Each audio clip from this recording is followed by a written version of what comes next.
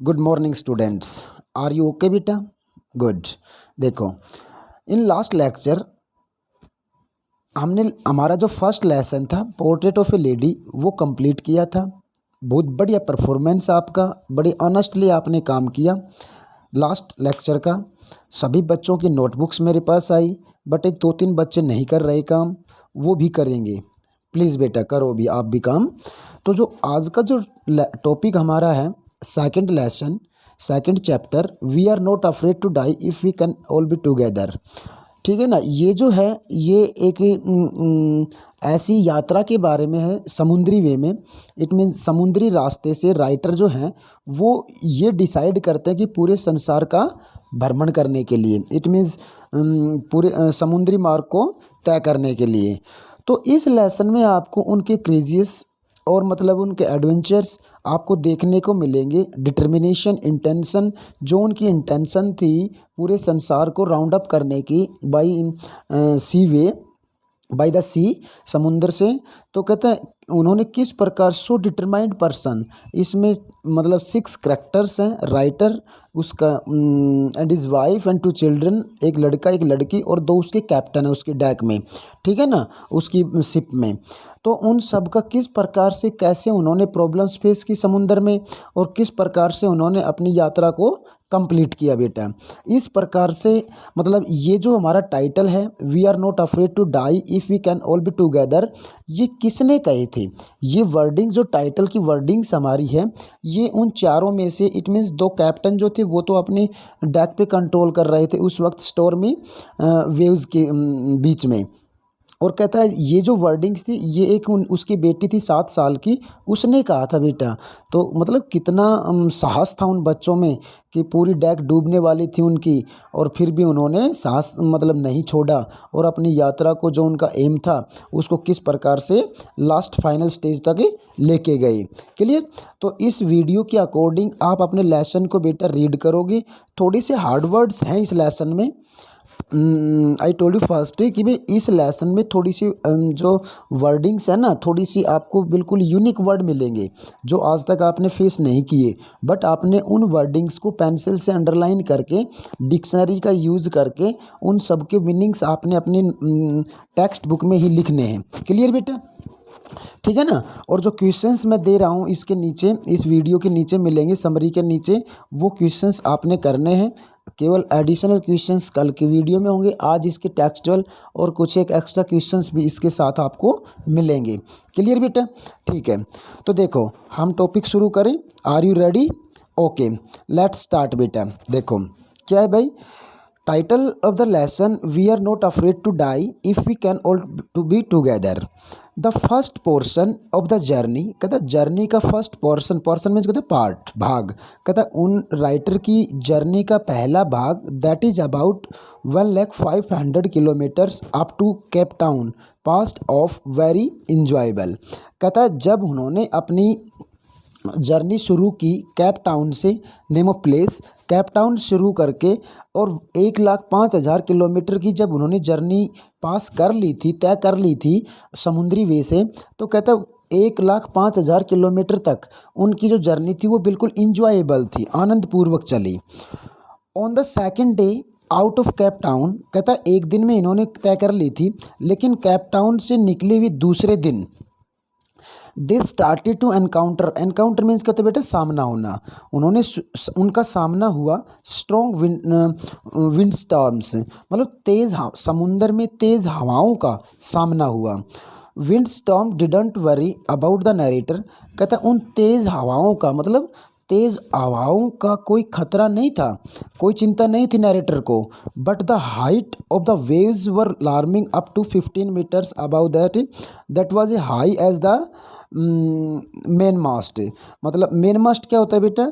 जैसे हम हमारी डेक है जो समुद्री क्या बोलते हैं उसको, जहाज़ है, उसके ऊपर एक पाल सा लगाते हैं, वो होता है उसका मेन मास्ट, जिससे हम डायरेक्शन या हवाओं का पता चलता है। डायरेक्शन जिस डायरेक्शन में जाता है वो जैसे घूमेगा तो डेक भी उसी प्रकार से हमारी मूव हो जाएगी।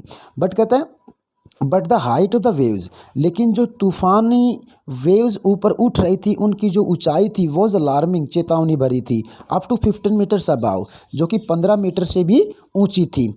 That was as high as main mast, जितना कि उस डैक का मेन मास्ट था। इट मीन जो एक तरपाल सा लगा होता है मेन मास्ट, मतलब उस डैक के बीच में हम जैसे देखते हैं मूवीज़ में या पिक्चर्स में देखते हैं, वो उससे भी ऊंची थी। ऑन द 25 दिसंबर, कहता है 25 दिसंबर को, the writer ship reaches in the southern Indian ocean. कहता है 25 दिसंबर को राइटर की जो शिप थी वो पहुंचती है साउथर्न इंडियन ओशियन में। That was about 3,500 to the east of Cape Town. कहता है साउथर्न इंडियन ओशियन से होके, कहता 3500 किलोमीटर दूर ईस्ट में केप टाउन पहुंची 25 दिसंबर को। The family welcome the New York on the ship. और कहता है न्यूयॉर्क में जैसे ही उसकी शिप पहुंची, उसकी डैक पहुंची, उस वक्त उन सभी का वेलकम किया गया। न्यू ईयर नहीं, जैसे ही वो उनकी फैमिली 1 जनवरी को पहुंची तो सभी का वेलकम किया गया। क्लियर बेटा। एट द डाउन ऑफ 2 जनवरी, कहता है 2 जनवरी को शाम को, the waves were high in size. कहता है 2 जनवरी शाम को समुंदर की जो लहरें थी वो हाई इन साइज, बहुत भारी थी, ज़्यादा थी मात्रा में। अनफ्रेंडली वीदर, कहता है अनप्लीजेंट मतलब बुरा, बेकार, रफ वीदर, रफ मौसम, and massive waves, massive means बहुत ज़्यादा भारी, बड़ी मात्रा में वेव्स में लहरें, force the sailors to slow the speed of the ship. कहता है मतलब शिप की जो स्पीड थी उसको भी उन लहरों ने क्या कर दिया बेटा, स्लो कर दिया, धीरे कर दिया। ड्रॉप द स्टॉर्म जिब। स्टॉर्म जिब क्या होता है, जैसे मतलब डेक से बाहर हम जिब डाल देते हैं, जो तिरपाल होते हैं उनको डाल देते हैं ताकि पानी उसके अंदर घुस भी गया तो वो नीचे सिंक ना हो, वो डाल दी समुंदर में। टेक वेरियस अदर प्रिकॉशंस, और दूसरे प्रिकॉश सावधानियाँ ली कैप्टन्स ने। The risk was so obvious, मतलब उनकी ज़िंदगी का डूबने का जो रिस्क था इतना ज़्यादा हो गया था, दैट कि the sellers accomplished A life raft drill, कि भाई जो सेलर्स थे, नाविक जो थे, उस डैक को चलाने वाले कैप्टन्स जो थे, accomplish life raft drill, attach the life line boats and the life jackets. यहाँ तक कि उन्होंने पानी में तैरने के लिए जैकेट्स होती हैं या फिर उस डैक में छोटी छोटी जो नावें थी वो भी समुंदर में डालनी पड़ी बेटा। अनएक्सपेक्टेडली एट 6 PM, मतलब अनएक्सपेक्टेड जिसकी हम आशा ना करें, मतलब 6 PM को, जो कि unexpectedly A terrific explosion shook the wave walker. Wave walker क्या थी बेटा, वेव वॉकर थी, wave walker the name of the ship. कहता उस वेव वॉकर के नीचे ऐसा एक्सप्लोजन हुआ समुंदर में जिसने सूक कर दिया वेव वॉकर को। राइटर की शिप का नाम था वेव वॉकर, तो कहता उस वेव वॉकर नाम डैक को भी, राइटर की जो डैक थी उसको भी सूक कर दिया, हिला दिया। पानी में जो एक्सप्लोजन, बहुत ही भयानक एक्सप्लोजन हुआ था, मतलब विस्फोट हुआ था, उसने वेव वॉकर को हिला दिया। And the writer was throne overboard. कहता है और राइटर जो थे ना वो भी उस धमाके के साथ, जैसे वो हिली तो वो भी दूर थ्रो कर दिए, गिरे। The Wave Walker was about to overturn when another massive wave hit it. जब कहता है जब दूसरा एक्सप्लोजन उससे टकराया, एक्सप्लोड हुआ, तो कहता वेव वॉकर ओवरटर्न हो गई, मतलब घूम गई। Throwing it upright one more time, एक बार दोबारा से अपराइट किया, मतलब राइटर ने और कैप्टन्स ने सांस दिखाते हुए अपनी डैक को सही रास्ते पे लेके आए एक बार दोबारा से।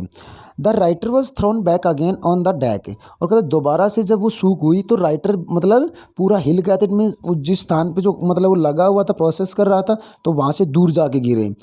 His head and ribs were smashed touching the walls of the Waywalker। और कहते जैसे वो दूर जाके गिरे तो उसकी जो सिर जो था, राइटर का सिर और रिब्स जो पसलियाँ थी वो स्मैश्ड, मतलब जाके लगी, टकराई, touching the walls of the wave walker. Wave walker की जो वॉल्स थी, दीवारें जो थी, एक पार्ट से जाके लगा। In spite of lot of injuries, कहता ज़्यादा इंजरीज होने की बजाय के बावजूद, कहता इन स्पाइट ऑफ के बावजूद ऑफ लॉट ऑफ इंजरीज, कहता इतनी ज़्यादा जख्मी होने के बावजूद भी the writer took charge of the situation, फिर भी वो बेचारे मतलब सो डिटरमाइंड पर्सन अपने डिटर्मिनेशन से उन्होंने जो काम सौंपा हुआ था उसकी सिचुएशन लेते रहे, मुआयना करते रहे, and decided to handle it, और कहता उस सिचुएशन से हैंडल करने का मतलब उसे सुलझने का डिसाइड किया इट ऑन हिज ओवन, खुद ही। Larry and Herbs started pumping out water from the ship. Larry and Herbs are two captains in the deck Wave Walker, मतलब लैरी एंड हार्प्स जो थे उन्होंने शुरू किया पंपिंग आउट में जो पानी अंदर घुस गया था हाई वेव का, जो ऊंची ऊंची उठने वाली जो लहरें थी उनका पानी जब डेक में घुस गया था उनको बाहर निकालने के लिए पंपिंग करने लगे। जो पंप्स होते हैं ना उन मतलब मोटर लगाई ताकि वो पानी बाहर समुद्र में गिराया जा सके। क्लियर बेटा, समझ में आया? देखो मैंने पहले बताया था इसकी वर्डिंग्स जो है ना बेटा वो थोड़ी सी आपको कंफ्यूज कर देने वाली मिलेगी, बट ऐसी कोई बात नहीं है जो आपको अंडरस्टूड ना हो। Clear? The author somehow manage to cover the canvas across the gaps to stop the water from entering into the ship. कहता है द ऑथर समहाउ मैनेज, किसी प्रकार से राइटर ने मैनेज किया, व्यवस्थित किया, to cover the canvas means तरपाल को, across the gaps to stop the water from entering into the ship. कहता है जो टूट गई थी, जो उसके नीचे एक्सप्लोजन हुआ था पानी में, तो उसकी वजह से उसका जो बॉटम था उसमें क्रैकिंग हो गया था और उसी क्रैकिंग से डेक में पानी घुस रहा था। उस गैप को कन्वास से फिलअप किया, भरा, ताकि उसमें से एंट्री ना हो पाने की। Moreover their hand pumps stopped functioning, कहता है उनके जो हाथ के पंप जो थे, पंपिंग्स करने वाले जो विदाउट मोटर के थे, उन्होंने फंक्शन करना बंद कर दिया, इट मीन्स काम करना बंद कर दिया। And the electric pumps short circuited at the same time, वो कहता है उसी समय जो इलेक्ट्रिक पंप्स थे, पानी निकालने के जो इलेक्ट्रिक पंप थे बेटा, वो भी शॉर्ट सर्किट हो गए थे। लकीली, सौभाग्यवश, the writer found a spare electric pump, सौभाग्यवश फॉर्चुनेटली राइटर को पाया दूसरा एक electric pump, that was in working condition, जो कि बिल्कुल वर्किंग कंडीशन में था, मतलब ठीक ठाक था, जो काम करने वाला था। द एंटायर नाइट, पूरी रात एवरीवन वाज पंपिंग, पूरी रात 2 जनवरी की पूरी रात सभी लोग पंपिंग मतलब अंदर का पानी बाहर निकालने में लगे रहे। Steering, repairing and sending radio signals for help, और भेजते रहे सहायता के लिए अपने रेडियो पे मैसेजेस को। The author checked the charts, author ने फिर चार्ट देखे, एंड फाउंड दैट, और पाया कि he Amsterdam a French scientific base was there last half, कहता है केवल नज़दीक 65 किलोमीटर अवे दूर एक फ्रेंच साइंटिफिक बेस था, एम्स्टर्डम नाम का आइलैंड था बेटा, वो देखा चार्ट्स में, और जो उसके कैंपास जो थे, दिशा सूचक जो थे, उन पे एक एम्स्टर्डम नाम का आइलैंड देखा जो कि फ्रेंच साइंटिफिक बेस था। उसको देख के उसके मन में एक नई आशा उभरी, मतलब आशा की वहाँ जाके सेफ रहने की, बचने की। आई बात समझ में बेटा? शू एंड जॉन, देखो ये दोनों राइटर के बच्चे थे। Sue and Jon got heavily injured, ये दोनों बच्चे भी बहुत ज़्यादा इंजर्ड हो गए थे, जख्मी हो गए थे। But they were not afraid to die, लेकिन वो मरने से भयभीत नहीं हुए। इफ़ देवर ऑल टुगेदर, अगर वो सब साथ थे तो दोनों जो छोटे बच्चे थे शू एंड जॉन, वो भी मरने से भयभीत नहीं हुए। शूज हैज गोट स्वेलिंग, कहता है शू के सिर में स्वेलिंग आ गई थी, मतलब इंजरी के कारण सूजन आ गया था। And she was having a deep injury, यहाँ तक कि उसके सिर में ज़्यादा इंजरी भी आ गई थी। Moreover the writer became extra determined to see the courage of his children, अपने बच्चों का साहस देख के राइटर और भी ज़्यादा एक्स्ट्रा डिटरमाइंड हो गई, मतलब उसका जो मतलब जो विश्वास था वो बढ़ गया था। फाइनली, अंत में, they were able to touch the lie Amsterdam, they were able मतलब वो इस योग्य हो गए थे, to touch the lie Amsterdam, मतलब जीवित रहते हुए एम्स्टर्डम आइलैंड जो था वहाँ पहुँचने में कामयाब हो गए। It was a volcanic island, ये एक वॉल्केनिक क्या होता है बेटा, जो ज्वालामुखी आइलैंड था। Where 28 inhabitants were ready to receive them, जहाँ 28 इनहैबिटेंट, वहीं उसी एम्स्टर्डम वाल्कोनिक आइलैंड पे रहने वाले पैट्रिक जो 28 लोग थे वो उनको रिसीव करने के लिए तैयार खड़े थे। क्लियर बेटा, मतलब जिन्होंने 28 पैतृक लोगों ने उनको वहाँ रिसीव किया, उनका वेलकम किया। क्लियर, समझ में आया।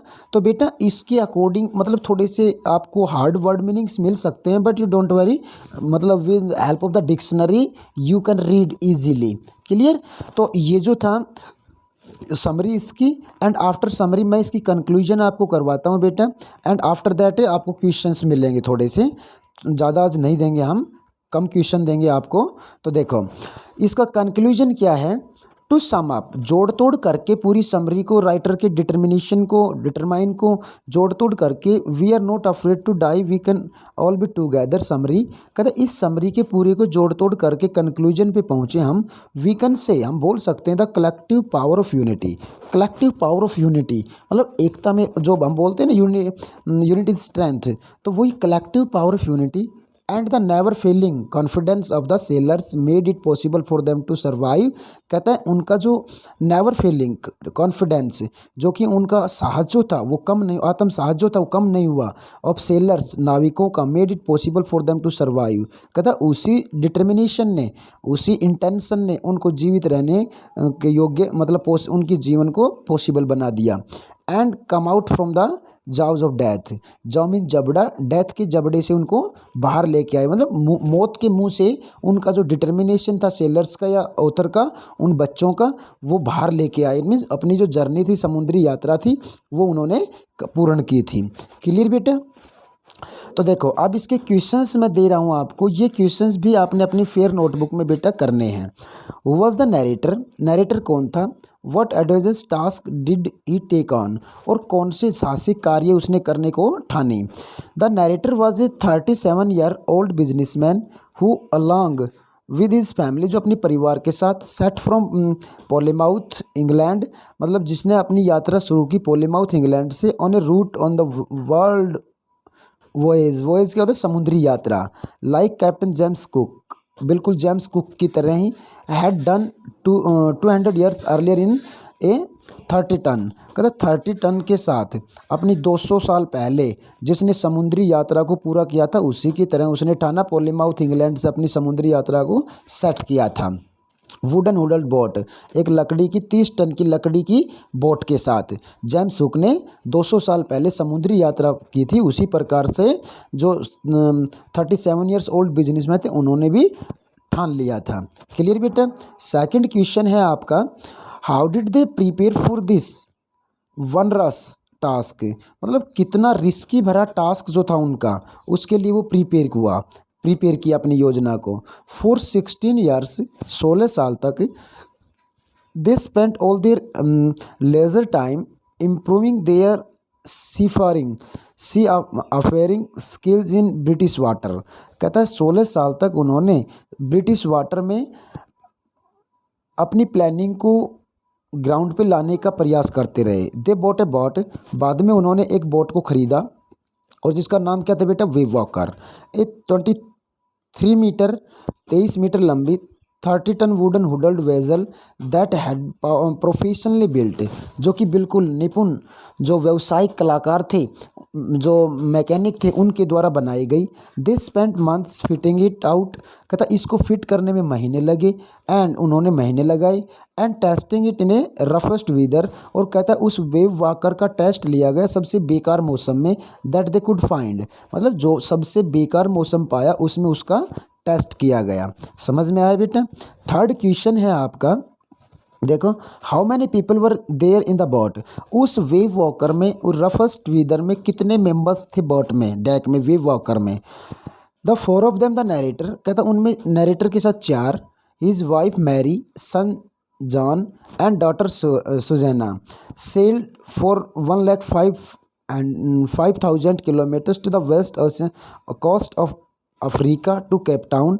दे टूक ऑन 2 क्रूमैन, क्रूमैन क्या होते हैं, मतलब वो उस दल के 2 आदमी, with them an American Larry Vigil and a Swiss Herb Seigler. Before setting sail in the southern Indian ocean. कहता साउथर्न इंडियन ओशन में उतरने से पहले उन्हें 2 सेलर्स और लिए थे बेटा, जो अमेरिकन थे, लैरी एंड हार्ब्स। क्लियर, ये 6 कैंडिडेट्स थे उसे वेव वॉकर में। नेक्स्ट क्वेश्चन जो हमारा है, what was the first indicator of the rough weather. कहता है जब वो अपने वेव वॉकर को बिल्कुल इंजॉयबल वे में चला जा रहे थे समुद्र में, तो पहला इंडिकेटर क्या हुआ, पहला संकेत क्या मिला, बिल्कुल बेकार मौसम का। देखो ये हम करवा चुके हैं क्लियर बेटे। On their second day out of Cape Town से निकले हुए दूसरे दिन they encounter strong winds for the next few weeks. The gales blow continue, gales means हवाएं चलती रही लगातार। The gales didn't worry the narrator, हवाओं की कोई चिंता नहीं थी नरेटर को, but the sizes of the waves were disturbing, लेकिन जो वेव समुद्र में जो लहरें उठ रही थी वो राइटर को डिस्टर्ब कर रही थी बेटा। Clear. Next question, what ordeal awaited them on 2 January, what ordeals, कौन से वेटेड दैम ऑन 2 जनवरी, मतलब 2 जनवरी को उनको किस प्रकार से वेट करना पड़ा, कैसे काम करने पड़े उस सबसे ज़्यादा रफेस्ट वेदर में। ठीक है बेटा, ये क्वेश्चन आप कर लोगे, आसान है। What measures did they take to counter this ordeal, इस कार्य को करने के लिए उन्होंने किस प्रकार से मेजर अप किया, मतलब किस प्रकार से अपनी सुरक्षा के लिए कौन कौन से इंस्ट्रूमेंट्स का यूज़ किया, किस किस प्रकार से उन्होंने उस तूफ़ानी रात का सामना किया। Next question, what happened on the evening of 2 जनवरी, मतलब 6 PM ऑन 2 जनवरी को उनके साथ क्या हुआ। 2 जनवरी देयर वाज ए लल बिफोर द स्टॉर्म, मतलब पूरा लाल हो गया था समुंदर, इट मीन्स समुद्री आसमान जो था बिल्कुल लल हो गया था, डाउन हो गया था स्टॉर्म से पहले। As the sky grew dark, अंधकार छा गया था। They heard a glowing rover, मतलब तूफानों जैसी दहाड़ने जैसी आवाज़ें आ रही थी समुद्र में। एंड सा ए मैसिव क्लाउड, और ऊपर उठता हुआ बहुत ज़्यादा भारी बादल, rising the rear of the ship, बिल्कुल ऊपर से उस वेव वॉकर के ऊपर से। टू देयर डिसमे, निराशा, उसको देख के उनकी निराशा जो थी, it was a hug wave, बहुत भारी लहर, almost twice the highest of the other waves, दूसरी जो लहर उठ रही थी उनसे 2 गुनी बड़ी। With a fearsome breaking top, जो कि बिल्कुल उस वेव वॉकर के टॉप को तोड़ देने वाली थी। क्लियर बेटा। तो नेक्स्ट क्वेश्चन हमारा 8 का है। 8 का जो क्वेश्चन है वो देखो बेटा आप, 8 का क्वेश्चन है भाई, what happened when they tired, जब वो थक चुके थे तो क्या हुआ। To ride over the wave, कहता राइड ओवर द वेव, कहता उस लहर पे काबू पाने के लिए वो पूरी रात भर प्रयास करते रहे तो थक चुके थे, फिर क्या हुआ। When they tried to ride over the wave there was a loud blast that shook the deck, उसके मतलब नीचे एक एक्सप्लोजन हुआ जिसने डेक को हिला दिया। Water gassed over the ship, पानी ऊपर से निकल गया शिप के। The narrator sad hit the wheel जो पहिया जो था उसमें रखा हुआ कोई इंस्ट्रूमेंट, उसको जाके टकराया उसका सिर नरेटर का। And he was throne overboard into the water, पानी मतलब ओवरबोर्ड के ऊपर से पानी में जाके गिरा, डेक में जो घुस गया था। He accepted his impending death, मतलब अब उसको देख के राइटर ने ये एक्सेप्ट कर लिया भाई उसकी मृत्यु निश्चित है। And while he was losing unconsciousness, जैसे वो खो रहा था अपनी चेतना को, ही फेल्ट पीसफुल, कहता जैसे अपनी चेतना को उसने खोया तो वो बिल्कुल पीसफुल फेल्ट कर रहा था, बिल्कुल आरामदायक शांति महसूस कर रहा था। इट मीन्स अनकॉन्शियस पोजीशन में जा रहा था धीरे धीरे बेटा वो। क्लियर। और उसने एक्सेप्ट कर लिया था मेरी मृत्यु आज निश्चित है। लास्ट एंड 9th क्वेश्चन आपका आज के लिए, how did the narrator get back to the ship after having been thrown into the sea, कहता पानी में थ्रू करने के बाद में वापस कैसे आया narrator. After the narrator felt he was losing consciousness, his head suddenly popped out of the water, कहता जब उसने मान लिया था मृत्यु निश्चित है, पानी में वो डूब गया था डेक में भरे हुए पानी में, तो अचानक से उसने महसूस किया कि उसका जो suddenly popped out of the water, उसका सिर अचानक से बाहर निकला पानी से। ए फ्यू मीटर अवे, कुछ मीटर दूर, ही सा वेव वॉकर को देखा, नियरली ओवरटर्न्ड, जैसे वो मुड़ी उस एक्सप्लोजन से जैसे मुड़ी तो बिल्कुल नज़दीक देखा। देन फिर a wave hit it upright, फिर दूसरी लहर ने उसको ऊपर उछाला। He grabbed the guardrails then and sailed through the air into the Wave Walker's main boom, और कहता फिर वो दूसरी लहर ने जैसे समुंदर से उसको ऊपर उछाला तो जो मेन बूम जो था उसका जो मतलब जो मेन पाइप जो लगा था उसको हवा में उसको पकड़ा। The waves tossed him into the deck like a rag doll की तरह, एक कपड़े की गुड़िया जो होती है उसकी तरह उस वेव ने उसको ऊपर उछाल के उस डेक में दोबारा से डाल दिया नरेटर को। क्लियर बेटा? ये जो 9 क्वेश्चन थे ये आपने अपनी फेयर नोटबुक में करने हैं। क्लियर? तो आज के वीडियो में हम इतना करेंगे। आप इस लेसन के एक्स्ट्रा जो क्वेश्चन बनेंगे बेटा वो कल के वीडियो में आपको दूंगा। आई होप आप कल की तरह सभी बच्चे ईमानदारी से अपना काम आज भी करेंगे और शाम 6 बजे तक मेरे पास सभी अपने पेरेंट सिग्नेचर करवा के क्वेश्चंस के नीचे आज की डेट में मेरे पास सेंड करोगे to my WhatsApp number. Clear बेटा? Okay, thanks, have a good day.